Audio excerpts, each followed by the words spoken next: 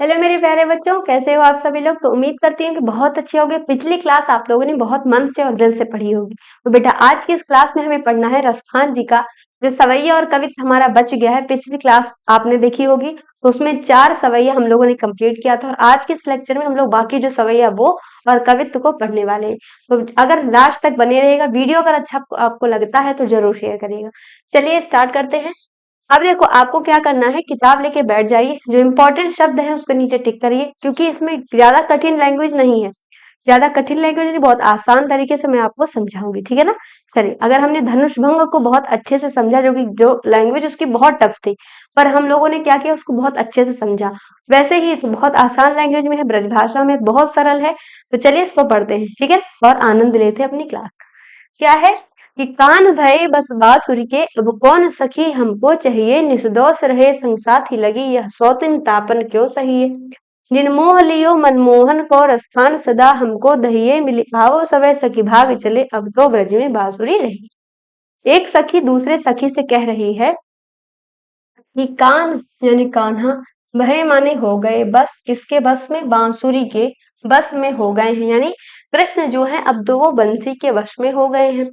अब कौन सखी हमको चाहिए, अब हमें, हे सखी अब हमें कौन चाहेगा, मतलब अब हमें कौन प्रेम करेगा, क्योंकि अब तो जो कृष्ण है वो तो बंसी के हो चुके हैं, क्योंकि बंसी बजाना कृष्ण को बहुत ज्यादा पसंद है।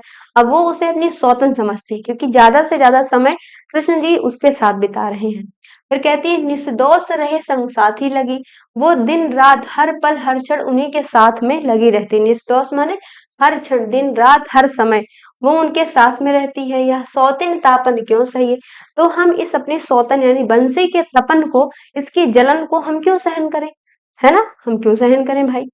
जिन मोह लियो मनमोहन को, मनमोहन माने होता है मन और मोहन, मन को मोहने वाले अर्थात कृष्ण जी के मन को जिसने मोह लिया है। जिन मोह लियो मनमोहन को, जिसने मनमोहन यानी कृष्ण जी के मन को ही मोह लिया है, को रसखान सदा हमको दहिए, दहिए माने होता है दुख देना। तो कहते हैं रसखान जी की ये बात हमेशा हमें क्या करेगी, दुख प्रदान करेगी। तो मिली आवो सखी सब भाग चले, तो हम ये दुख क्यों सहे, चलो आप मिलकर हम लोग भाग जाते हैं। क्यों भाग जाते हैं, क्योंकि ब्रज में अब बांसुरी रही है, क्योंकि अब ब्रज में तो केवल बंसी ही रहेगी, क्योंकि कृष्ण तो उसी के हो चुके हैं। तो हमें कौन प्रेम करेगा, अगर हमें कोई प्रेम करने वाला है ही नहीं, तो हम यहाँ से चले जाते हैं, हमारा क्या ही काम है यहाँ पर। आया समझ में। चलिए आगे बढ़ते हैं।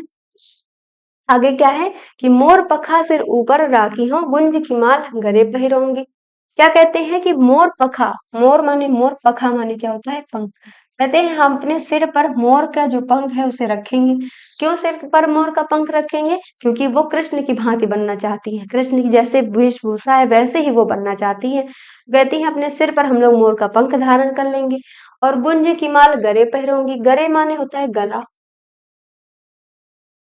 पहरोंगे माने पहनना, माल माने माला, गुंज माने बैजंती। कहती है कि हम अपने गले में क्या करेंगे, बैजंती की माला को पहनेंगे। बैजंती देखी है, गोल गोल सी होती है, उसका पेड़ होता है, उसकी चौड़ी चौड़ी पत्तियां होती है, उसमें बैजंती निकलती है फल के रूप में। तो कहते हैं अब हम बैजंती की माला को पहनेंगे। ओढ़े पीतम्बर लय लकुटी, और पीतम्बर, देखो पीतम्बर शब्द लिखा है, तो इसका अर्थ है पीत धन अंबर। क्या है, पीत धन अंबर, यानी कि पीला अंबर। कैसा, पीला, और अंबर माने वस्त्र, तो पीला वस्त्र हम लोग ओढ़ लेंगे। और लय लेकर के, लकुटी माने लाठी, और लाठी को ले लेंगे, ठीक है ना। फिर वन गोधन वारण संग फिरूंगी, जंगल में हम लोग जो ग्वाल बाल है उनके संग में घूमेंगे फिरेंगे। फिर कहते हैं भाव तो वो ही मेरो रस खाए, सो तेरे कहे सब संग करूंगी। कहते हैं हे सखी, जो जो कृष्ण को भाता है, भाव तो माने पसंद है या भाता है, वो ही मेरो रस खान, जो रसखान जी कहते हैं, जो हमारे कृष्ण को प्रेम से, मतलब हमारे कृष्ण को जो भाता है, वही वही मैं करूंगी। सो तेरे कहे सब सॉन्ग करूंगी। सॉन्ग माने होता है नाटक, सॉन्ग माने नाटक। तो तेरे कहने पर सारे नाटक मैं करूंगी। फिर एक काम कह रही है, लेकिन मैं एक काम नहीं करूंगी। क्या काम नहीं करूंगी, कि या मुरली मुरलीधर की, लेकिन जो मुरली है, बंसी है, किसकी, मुरली को धारण करने वाले अर्थात जो कृष्ण है उनकी जो बंसी है, उसे, जो कि वो अधरान धरी अपने होठों पर, अधर माने क्या होता है, होठ, अपने होठों पर धारण करते हैं, अधरा न धरूंगी, उसे मैं अपने होठों पर धारण नहीं करूंगी। क्यों नहीं धारण करूंगी? अरे भाई, क्योंकि वो सौतन है उनकी, वो अपना सौतन समझ रही हैं। जब उसी की वजह से वो जा रही हैं, तो उसे अपने साथ में क्यों लेकर जाएंगी? आई बात समझ में? तो पूरा पैराग्राफ समझ में आ गया। चलिए अब कवित्व पढ़ते हैं। कवित्व में संदर्भ बदल जाएगा। सवैया में संदर्भ चाहे कोई भी पद आए, संदर्भ एक ही रहेगा, पर कवित्व में संदर्भ बदलेगा। क्या रहेगा संदर्भ में? कि प्रस्तुत जो पद्य है वो हमारी हिंदी पाठ्य पुस्तक के रस्थान जी के द्वारा रचित कवित्व से उद्धृत है। ठीक है, चलिए देखते हैं इसमें क्या है। गोरज बिराजे बाल लहलही बनमाल। गोरज माने क्या होता है? गो, और रज, रज माने होता है धूल। रज माने धूल और गो माने गाय। गाय के जो पैरों से जो धूल उठ रही है वो विराजमान हो रही है भाल माने मस्तक पर, और लहलही बनमाल, और उनके बन जो उनका गला है उसमें माला विराजमान हो रही है, यानी लहरा रही है। ठीक है, क्या कहते हैं कि गोरज बिराजे भाल लहलही बनमाल, उनके मस्तक पर जो गाय की पैरों की धूल है वो जो है शोभायमान हो रही है, और उनके गले में माला सुशोभित हो रही है। ये गोरज बिराजे यहाँ पे क्यों आए? क्योंकि जो शाम का समय है, जब रास्ते में कृष्ण जी आ रहे होते हैं गैया चरा के, तो गैया दौड़ती हुई आएगी, आएगी कि नहीं? उनके पैरों से क्या होगी? धूल उड़ेगी, और धूल उनके मस्तक पर विराजमान हो रही है। फिर कहते हैं आगे गैया पीछे ग्वाल, आगे आगे गैया है और पीछे पीछे ग्वाल बाल है। गावे गा रहे हैं, मृद माने मीठी, वाणी माने वाणी, वो मीठी मीठी वचन में मीठी मीठे गीत को गा रहे हैं। तैसी धुन, और वो धुन इस प्रकार है जैसे कि बांसुरी की मधुर मधुर सी ध्वनि होती है, उसी प्रकार वो मीठी मीठी स्वर में गाना गा रहे हैं। बंक चितवनी मंद मंद मुस्कानी री। बंक माने होता है तिरछी, चितवन माने होता है दृष्टि, जो कि उनकी अपनी तिरछी दृष्टि से देख रहे हैं, और मंद मंद मुस्कुरा रहे हैं। कौन?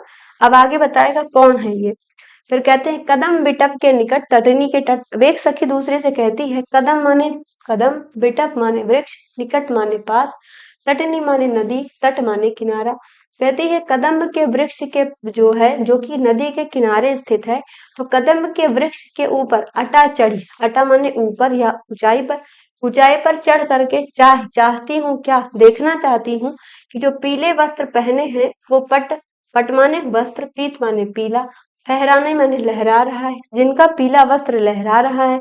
मतलब कदम्ब के पेड़ जो कि नदी के किनारे स्थित है, उसके ऊपर चढ़कर मैं ये देखना चाहती हूँ, ये जो पीला वस्त्र फहरा रहा है, और रस बरसावे तन तपनि बुझावे नैन, जिसके जो नेत्र हैं वो हमारे शरीर के, तन माने शरीर और तपन माने ताप को, और वो हम जो उनके नैन है वो हमारे शरीर के ताप को बुझा रहे हैं, और उनका जो वाणी है उससे रस हमारे ऊपर बरस रहा है। आगे प्राणनि रिझावे, जो हमारे प्राणों को रिझा रहा है, वह आवे रसखानी री। रसखान जी कहते हैं कि ये जो आ रहा है वो कौन है? अर्थात वो कृष्ण ही है। ठीक है ना? इस तरीके से आपको बेटा ये सभी चीजों को पढ़ना है। ध्यान से इसको समझिएगा, हर एक पॉइंट बहुत इंपॉर्टेंट है, और पेपर में बहुत ज्यादा पूछा जाता है कविता, तो अच्छे से इसे पढ़िएगा। और अगर क्लास पसंद आए तो शेयर जरूर करिएगा। इसमें भाषा की बात करूं तो ब्रज भाषा है, और भक्ति है, रस में भक्ति रस। ठीक है, प्रेम भी आप कह सकते हैं। तो क्लास अगर पसंद आए तो बेटा शेयर करिएगा, और चैनल को सब्सक्राइब कर लीजिएगा अगर अभी तक नहीं सब्सक्राइब किया है तो, और बेल आइकन प्रेस करना ना भूलें, क्योंकि जब भी आपको वीडियो अपलोड की जाएगी तो नोटिफिकेशन आपको सबसे पहले मिलेगी। मिलते हैं अगली क्लास में, तब तक के लिए Radhe Radhe. Thank you very much and best of luck.